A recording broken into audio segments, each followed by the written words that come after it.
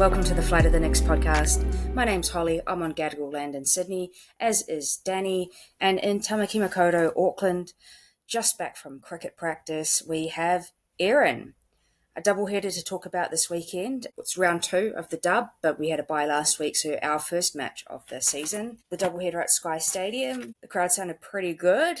We had debuts for Samba, Walker, Middag, Bot, Essen, Nunn and Vlok, which was great. Samba, I feel like, had a couple of really good opportunities that she could have done a little bit better with. Bit of a defensive horror show for the 18th minute. Canberra, the player just plays like this sort of cross in that bounces in front of Vic Essen. Marisa van der Meer comes out and takes a massive air swing at it, and it just bounces through. So it was really against the player. That was Olachino, who I believe was credited with that. But in the 39th, we had some redemption. Scrambled in from a corner, just over the line by the looks of it, was Marisa van der Meer. So she has redeemed herself, as much as we love her anyway. So 1-1 at halftime. It was a bit back and forth. We really just couldn't quite put away the goal that we needed, which I think is quite frustrating. Erin, you were there. Tell us about the atmosphere. Tell us about the game and how you felt. Good. I think kind of sucked having it at Sky Stadium, to be honest, because half the stadium is empty. So the fans that were there, I think they said that was the second largest crowd they've had for the women's team. And yeah, it was unfortunate that it couldn't be done at Porirua Park, I think. Like, I get the double header and all of that stuff, but yeah, I really just wish they could be at Porirua Park for that game. I think that would have been a great way to start the season. But the crowd that were there, they sounded good, and I think it's a pretty decent first showing for this team. I think I probably would have liked to win, and I think we could have got a win.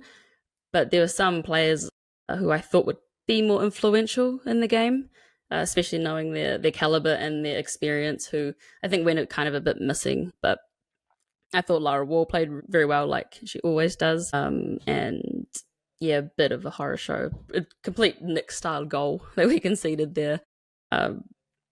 I think she could have probably not done anything and stood there and blocked it better than trying to take a swing and completely missing. But, you know, good to come back and get that second goal, the counter goal, and draw the game. But I think we probably could have got a win from it.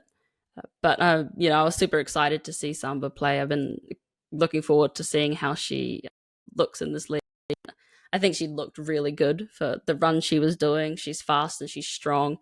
She's good on the ball. I did think she kind of maybe shot a bit too early on occasions and, didn't challenge the goal as much as she probably should have. But I think once she kind of gets up and going and maybe gets her first goal, and I don't think she'll be stopping anytime soon, because, I did see a quote and it was, "Pyramids can be built again, but not a footballer like Samba." And so hopefully she gets a goal in the next game, and all of Nepal will cheer, and so will we. I quite enjoyed this game. It was obviously great to have Dub back first round proper, because it's the first round we're playing, so first round as far as I'm concerned. Sky Stadium, it sounded pretty good on the TV show. In terms of, I don't know where they had the effects mics, but the Yellow Fever sounded really good, so it sounded like a good atmosphere, even if most of the stadium's empty. But then that's the same whenever we play at Sky Stadium, unless it's a one-off really. So I guess that's it. I think we'd had such a build-up in the pre-season, the close season, because of all the people that we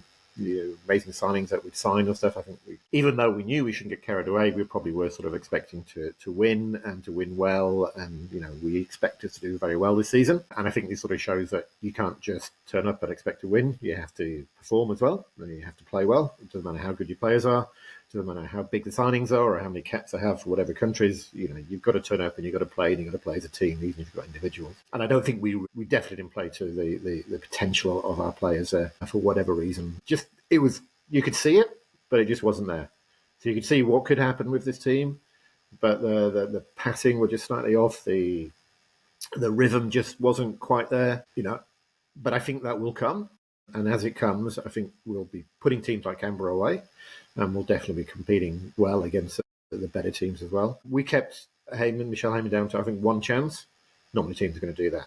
So, you've got to look at that defence and go, yeah, they did a pretty good job. Individual error for the goal, notwithstanding, that's just one of those things that happens. And it was really good to see Marisa came back and managed to score. And hopefully, that doesn't then hold over for the rest of the season. I thought Samba was excellent.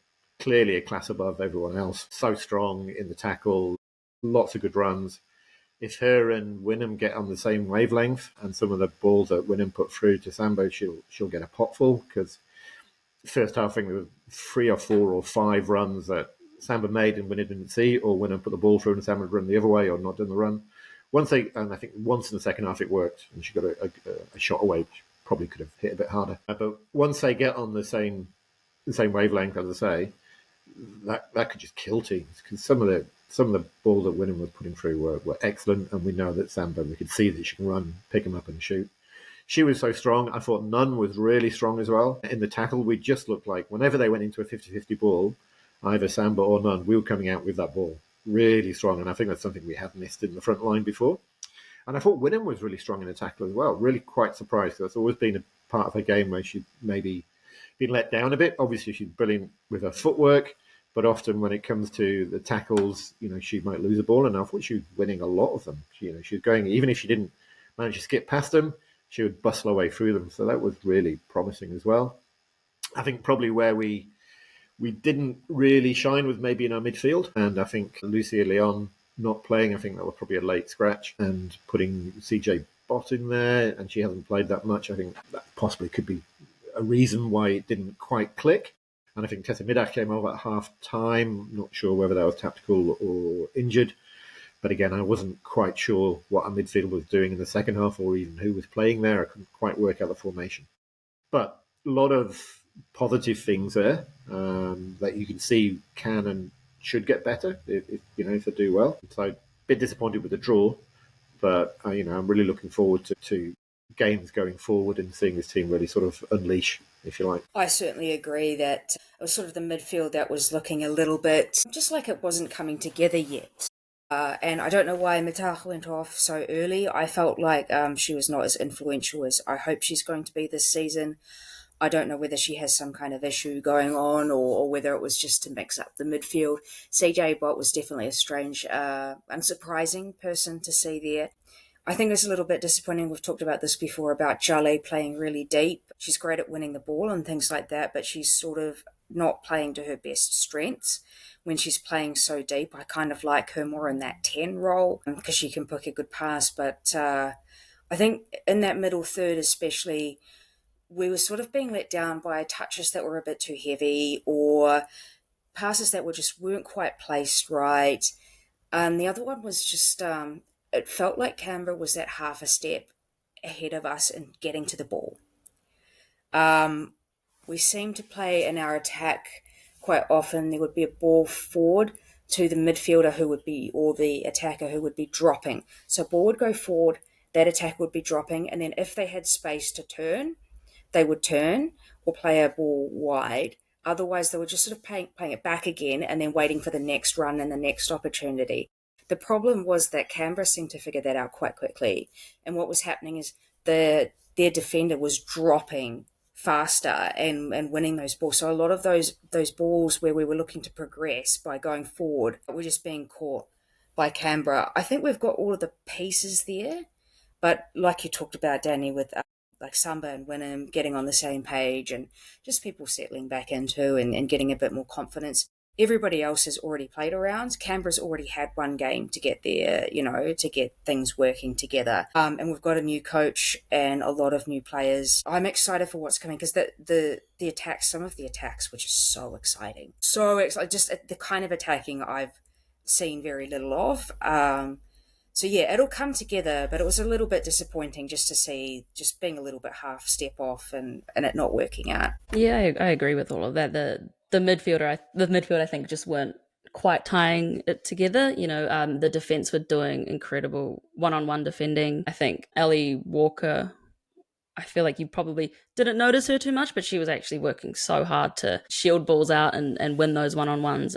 So decent player and looks pretty strong in the back, which is good. But yeah, I just remember the midfield just not being accurate in their passing, which really slowed down promising attacks and put us vulnerable on the counter, which hopefully they tidy up. I guess if you're kind of playing players in different positions because of late scratchings, it makes it a little bit more difficult. But, hopefully Lucia Leon comes back in, Macy Fraser gets her minutes up and comes back to the squad as well. And I think that, our midfield will be really strong once they work all that out. But yeah, for our first game compared to their second game, I think we're looking good, and I'm happy with the position we're in, and I'm excited to see this team moving forward. And I really think that we can perform well this season. Yeah, it did feel that the team was sort of rusty, the right word, when they're not prepared, or anyway, unprepared, maybe, or not quite up to speed yet. I did see there was a stat towards the end of the first half that like the passing accuracy was something like 62%, which is really, really poor compared to what we've done in the past and what they would need to. So, but that's not because they're bad players; it just wasn't happening for them. So, I imagine that will definitely improve. But, and we had players to bring on like Elliott and Emma Main and Brazendale, which are all strong, quality A-League players. And I think, we've got that to look forward to as well. We've got a strong bench now, potentially, that come on. So, if things aren't quite happening, we do have options to bring on, which isn't going to weaken the side. It's not going to be debutantes or academy players. It's going to be people who know what they're doing and, can do a job. So, yeah, again, a little bit disappointed with the result, but not worried at all, and still, confident and excited to see where this team can go. All right. So next up, we are going to have Newcastle, 6 p.m. Sorry, Sunday, November 16th, 4 p.m. New Zealand time. That is back at Porirua Park. Obviously, the fortress and the atmosphere there is fantastic. My understanding is that the women actually quite like to play at Sky because the pitch is nicer, the facilities are nicer, and I think there's a little bit more prestige with playing in a big stadium like that. But Porirua Park is a little bit more realistic, and hopefully we're getting to the point where we outgrow Porirua Park. But we're back to the fortress, whatever the pros and cons might be there. So Newcastle, or let's see, the New Zealand Jets, because they've got a handful of ex-Phoenix players or New Zealanders, so that'll be interesting. As always, we're back at the fortress. I don't see why we can't get a win. No, we've got to be looking at a win there. Let's be honest. We're at home. We're against Newcastle. They're not one of our favoured sides in the competition. If we want to be doing something this season, which we do want to, and we're expecting to, and obviously that's the plan, then these are the teams. We have to put away at home comfortably. If we don't, then maybe we have to reassess. But I think we will do it. I'm pretty confident we should get a win out of it. Hopefully, we'll just look a little bit smoother in our transitions, maybe a bit better in some of the chances we're taking. But I think, definitely should be a win. The Newcastle Jets beat Canberra in their first round 2-1. So we know that they're probably going to be a tougher side than what we just faced. But they also just had a bye. So they're coming off a week off as well. So hopefully we're staying in Wellington. We're not travelling. We've just played a game. We should be coming into this game sharp and ready to go and pushing for that win. And I think we should get it. We shouldn't get anything less than a win, I think, for this game. And I think we need to get a win. All right, well, that is on Sunday. Let's move on to the, I'd say, a lot more exciting game, but also in a lot of ways kind of disappointing. Honestly, just like heart and mouth so much of this game. The men, New Zealand Derby number 4, that is, we had no James, and Ishiga is out with an ACL injury for the rest of the season, as well as Tim Payne, as we already know about. So we were missing a few people, and we had the odd quote-unquote kid starting. This could not have started any worse than possible. 28 seconds in, they score. They beat the high line, and the ball is passed to Cosgrove for what is almost a tap-in. That was just absolute. Apparently, a lot of people hadn't taken their seats, that kind of thing. Absolutely a devastating start to the game. 9 minutes later, Ezra did pounce on a Jake Brimmer mistake, and he's curled a beautiful, beautiful goal from the top of the box. And with his left foot, just curls it past Michael Weld. Then, it's just kind of, the same kind of the derby of like it's heated, there's pushing, there's controversial decisions. The big two refereeing decisions were let's start with, first of all, I'll mention the goal for on the 34th minute for Jesse Randall. He hit a really nice touch wide and just dinks it over Josh Aloiemi. For those two controversial decisions, those came, well, they're not controversial, but for the big, important decisions, exciting decisions for this game was Dan Hall with a dog, so that's pretty clear. He just bundles Piper over, who was in on goal. That's the 49th minute. And then the 80th, Rogerson with what is presumably not intentional, but very, very clearly a red card tackle. My understanding is that Corica did have a sook about the Dan Hall one, but that's about it. We ended up this game with shot after shot after shot after shot and attack as they defended with 9 and just could not get the ball into the back of the net. So Jaffa FC 2-1 win. Erin, we'll start with you again because you were there. I was there.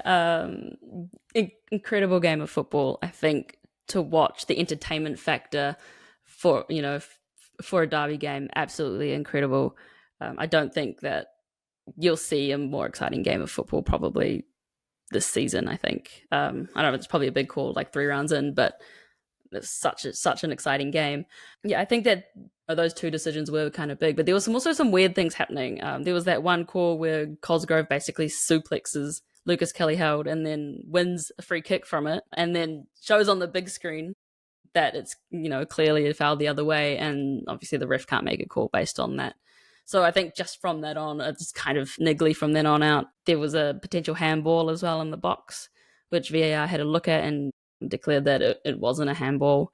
Don't know what was going on there, but still can't really complain when you're coming up against 9 and you're not even putting a good opportunity in. I think they ended the game with 3 shots on target out of the 19 shots they had. I think that the decision making near the end, when there was only, it was 11v9, wasn't well executed. They were trying to spread it wide and get it in, but I think they needed to kind of keep the ball on the ground. They were playing balls off the ground, which required, a touch to kind of get it under control. And by the time they did that, all of their time was gone and a player was on them, and then they had to switch it out again. I don't think, they handled the game well near the end. They didn't execute the game plan well. I don't even know what the game plan was, but yeah, I think that there was much left to be desired by the end of that game, and I think that they really missed out on getting at least something from this derby. And, bragging rights go back to Auckland FC because we couldn't do it when they only had 9 on the pitch, which, wasn't great. And yeah, I'm hoping that we do get these injuries back soon. I think, I didn't even notice Raul Conchi on the field. When he came off at halftime, I was like, I didn't even realize he was playing. I don't think he was overly influential. And, I'm hoping Piper builds up his minutes as well because, he's kind of the player you want to.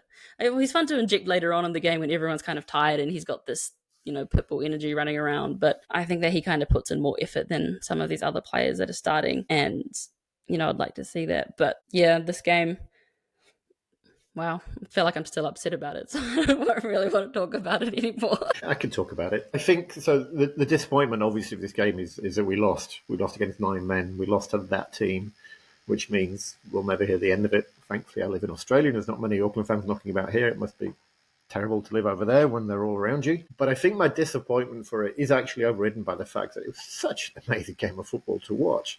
I really enjoyed it so much. As a spectacle, if you look at the narrative, if you look at what happened on the pitch, the decisions, the goals, the story of the Highline, and then they score in a minute, and then Eze and he scores from distance, and just a great game of football. If anyone watched that and didn't enjoy it to a certain extent, even if you're a Phoenix fan and you hate the result, then you're not really a football fan, I don't think. And I think everyone who went to that stadium, they should be coming back to the next game, whatever it is, because it was just a great game of football and a really good advert for the A-Leagues in that. I mean, I didn't watch it live because I was away at a gig, so I watched it in the middle of the night when I got back, and I'd been social media incommunicado, of course, I didn't want to know the score.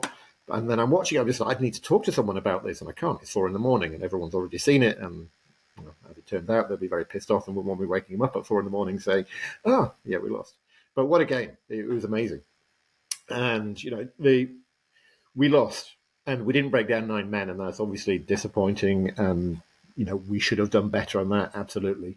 But when you're playing against 9 men or 10 men, 10 men, 9 men, obviously they sit back in a low block. And we have seen how successful that can be because we got to an elimination final playing that exact same game. Now, we had a couple of other players on the pitch, 11, which meant occasionally we could break forward and score. All it meant is that we were playing against a low block, which didn't have any way to break that pressure. So they were just defending constantly for that, 20 to 30 minutes, whatever it was. And we've seen that it is hard to break that down because we've played that game as a defending team, as a tactic from the start. So it's not as simple as saying, "Oh, it's 9 men, you should score 4 goals." No, you've still got to put the effort in. You've got to put the right balls in. You've got to have the strategy to do it. And we weren't able to do that. We came bloody close. We should have had a penalty. How that not handball because it brushed a lock of his hair on the way through? Yeah, I'm sorry, I couldn't see that at all. And then Ruth got 2 shots. Ruth got 2 shots on target. I mean, come on, that never happens. Callum Elliott heads one off the line. I mean, when's that ever going to happen again? It's not. Luke Brooks-Smith put one just slightly past the post, So we were very, very close to drawing or winning that game. We didn't, and yeah, absolutely, it's our fault. But I don't think you can read a huge amount into it. I heard Sheafy say afterwards that he thought the red card spoilt the game, and I think a lot of people have misinterpreted what he'd said, but I get the point that it stopped it from being a game of football to a training exercise of attack versus defence, which was exciting, but it wasn't a true test of the two teams, one against each other. We didn't see our team against the Auckland team really for that whole second half. We didn't see the Corbin Piper energised Phoenix team against, the full Auckland side to see what we could do with that, which was disappointing. Certainly in the first half, they were quite a fair bit better than us. But, we sort of knew that beforehand. You just have to look at their squad and the people who got on their bench. They had 5 all-whites on the bench. We had 5 academy prospects on the bench. That's just a difference between the two teams. I would have loved to have seen James up against Cosgrove. That would have been fun. I thought Kelly Heald did a pretty good job against him, despite being basically bullied by someone who's pretty much as tall as him and a lot bigger and a lot savvier. Professional footballer who, punched him in the face at least twice, broke his nose. And Kelly Heald still continued to play and stood up for it. So I thought he did really well to do that. But, they were better than us. But I would have loved to have seen a second half where, we could bring on people like Piper to have a bit more a go at them and Kelly Heald. And if we'd have had some of our injuries back, especially Mandrika James, that would have been a fairer fight. And, we might have got something more out of it. So, look, disappointing in the end of it, but I'm not too downhearted against it. I really enjoyed the game, and that was almost overcome the fact that we lost. Until the next time I see an Auckland fan, of course. Seeing Corica kick the advertising hoardings and anything near him because he's upset about refereeing decision is just funny. That's just the way he does it. Let's be honest. Those red cards were clear red cards. I don't think you could really argue against them. You can argue against a dog so one, but he was on the edge of the area. He was going to have a shot. De Vries wasn't going to get to him before he had a shot if he wanted to shoot then. So that's a goal-scoring opportunity. So, yeah, done. And Logan Rogerson was just a horrible foul again. I don't think it was on purpose. And in fact, I saw Kelly Heald, whose leg he nearly broke, consoling him as he was going off. So, obviously no hard feelings there. I think they realised that it was a bit of an error. But yes, such an entertaining game. Don't think we can read too much into it in terms of going forward. But if I was going to take more positives out of it, why not? Let's look positive. The fight that the team showed, all of them, in the first half when there was, 11 against 11 and they were fighting against people who were fighting back, was really good to see. No one backed down from, the newest player, from Joanne Loke, to Kelly Heald, who's up against Cosgrove, to the rest of them. I thought, I really liked that. And if they show that sort of fight and determination, that they will get results in other matches in the season coming up. So, look, really disappointing to lose to them and to lose in the manner that we did. But what an entertaining game. Really enjoyed it and just makes me want to watch the next game. I want to go there. I want to watch the next game. And I think anyone who watched it should be doing that as well. And I think if you read sort of social media and comments, Aussies who watch that Kiwi derby are going, what a great game. And they'll be watching the Kiwi derby again, and they'll be watching the Phoenix and the Auckland again. So, Again, I'm clutching at straws for positives here, but probably good for us, for New Zealand football. Yeah, I think as well, it's important to note that most of our goals that we've conceded this season has come as a result of that, that high line, just basically the ball behind kind of being a little bit off and having the players come through. But once we sort that out, I think we'll be looking pretty good. I think, we haven't had a consistent backline most of this time. James is out, who's probably kind of the brick of that backline. But I think once they kind of sort it out and get that backline working as it should, we'll look good. We've got plenty more attacking opportunities this season already than what we had probably the whole of last season. We've got more outlets. It's more creative. It's definitely more interesting to watch. So I think it's kind of growing pains from kind of completely changing the way we play from one season to the next. But, once we sort it out, then I think we'll be looking pretty strong, and I think we'll be a more difficult team to beat. The problem with the high line or just playing the offside trap is what it is. It's dependent on no one making a mistake. And at this level, someone's going to make a mistake at a point. And I guess the problem with it being is there's no backup. Once someone makes a mistake, someone's through on goal. And then you're relying on Oluwayemi saving, a one-on-one, which, look, he can do, but he's not going to do it every time. Both their goals were mistakes. So Schwindler didn't step up when everyone else stepped up, because he's not really part of that back three. He's part of the back five. And it's, okay, and it happens. The best defender will do that. And then the second goal was they were playing offside and we were in their half. It's like, well, you can't do that, So look at the ground and see where the white line is, and you shouldn't be playing further than that. So again, individual errors, and hopefully they can rub some of those out. But we'll always get one or two of them. It's going to happen at this level. So we are going to lose goals against it. Again, I think we said this before. The annoying thing is it just looks bad. Whereas goals scored in another way don't always look as bad. These goals make it look like they're complete muppets and idiots at letting someone run from the halfway line unopposed. It's not really the same. They just made a mistake like Marissa van der Meer did in the women's game. That looked bad as well because she did an air swing. But some things look bad, but they're just one mistake. What we've seen, I think we saw in that, we've got someone like Eze who can score from almost anywhere. So if we let goals in, we can still score them up. Just one other thing I did want to say, actually, I mentioned, is Jesse Randall. How good was Jesse Randall? And I hate to say it because he's a Auckland player, but he was just spectacular, and we really struggled with him. He's just so fast.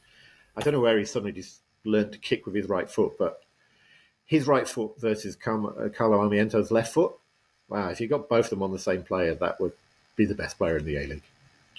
He was really impressive. This was one of the things is talking about we kept up with the playing up from the back for so long last season and it wasn't really working. And it's like, well, if this high line isn't working, is Chiefy actually going to go, oh, maybe I need to change my tactics now? I think it'll be interesting when we do get James back, helping him lead and control that line. The other one is apparently Albie played for the reserves on the weekend. So it sounds like he's well enough again or recovered enough again that he's actually playing some football. So it might give Chiefy a second option in terms of who you might want to trust to make that work. We have an international break for the next 2 weeks. The Whites are playing Colombia on the 16th and Ecuador on the 19th. Those are pretty friendly times to tune in on FIFA Plus. But the next game for our next men is Saturday, November 22nd at home, 5 p.m. versus MacArthur, which I think will be quite interesting. MacArthur is definitely one of the beatable teams, but they will be looking at how we do with our high line and being like, how can we leverage that? So how are we feeling about MacArthur? Bit of an unknown, really. I'm not too sure. I've seen a couple of one of MacArthur's games and watched highlights of the others, and I haven't really got a grip on them yet. They seem to be playing with Sawyer up front, the big, bulky, MPL attacker, who isn't scoring a lot of goals. And I would put money on James certainly handling him quite easily. We'll see if James isn't there. We'll see how Hughes or Lucas comes up against him and keeps him quiet. I'm sure they will be trying to, obviously, every team is going to try and break our offside trap, our high line trap, But again, we've had large amounts of games where it's worked really well. I mean, against Central Coast, against the second half, against Perth, against Brisbane, no one really broke it. It's only, unfortunately, when they do break it, they tend to score. So if we get some of our injuries back, if James is back in defence, and say people like Najarine and Piper are up to full fitness, then I think we have a good chance of winning this, because I think we'll then have a lot more attacking resources to play in, and we'll score the goals. But yeah, we're probably going to let a goal in or two. It's just if we can score more than that. But, Eze up front just seems to be really taking to the A-League well, and he's great to watch because he just moves constantly, battles hard. He runs very much like Paul Eiffel. I don't know if you've seen the gait where he runs, sort of low down, shuffle and run. I just love watching him play. It's great, and his confidence has got to be up because he scored that goal, which was a real confidence goal. So I'll back him to score more goals as well. So I think we can get a result. I'm not 100% confident, but yeah, I think we can do it. I don't even know if I've seen MacArthur do anything this season. Looks like they've only scored 3 goals so far. Only 1 goal per the goal scorers as well. So it doesn't really seem like they have a target striker. They don't really have much going on. I can't even tell you. I don't even really know where MacArthur is. So I think that we should just get a win from this. And yeah, I don't have to think about the team again because I think they're sitting just below us on the table as well. So hopefully we get a win from this and yeah, move on from the derby game. Thanks for joining us. We will be back next week to chat the women's second game of this season. Catch you then.